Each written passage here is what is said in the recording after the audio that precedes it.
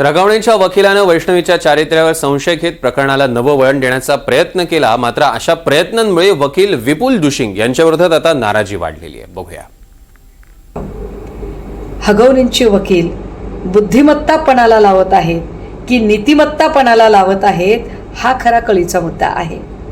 कारण जी आज हयातच नाहीये आणि जी याच नेमक्या आरोपांनी कंटाळून गेली होती आणि या सगळ्या वागण्याने, या सगळ्या छद्मी बाणांनी जिचं अवघं आयुष्य घायाळ झालं होतं, म्हणून तिने या जगाचा निरोप घेतला, तिला जर तुम्ही पुन्हा एकदा बदफैली करणारी ठरवणार असाल तर हगवणेंचे वकील हे बुद्धिमत्तापणाला लावत नाहीयेत, ते नीतिमत्तापणाला लावतायत. माझं महाराष्ट्रातल्या तमाम माता भगिनींना आणि वकील बांधवांना देखील प्रश्न आहे की आपण ह्या केलेल्या वक्तव्याचं समर्थन करू शकाल का?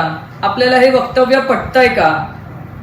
कारण ह्याच केल्या गेलेल्या वक्तव्याचा ग्रामीण भागातल्या पुरुष मंडळींनी जर गैरवापर केला आणि माझ्या ग्रामीण भागातल्या माता भगिनींना की हे हिंसाचार नाही असं म्हणून जर चार कानाखाली लगावल्यात, तर माझ्या त्या ग्रामीण भागातल्या माता भगिनींना वाचवणार कोण? हगवणे कुटुंबाचे जे ॲडव्होकेट होते विपुल दुशिंग यांनी जी स्टेटमेंट्स काल कोर्टात केली ती ऐकून इतका इतका इतका संताप झालाय माझाच नाही, माझ्यासारख्या असंख्य लोकांचा, की मी ठरवलं आता आपण यांचा केसच करायचा, म्हणजे केसच पाडायचा, त्यांच्या प्रत्येक वक्तव्याचा केस पाडायचा.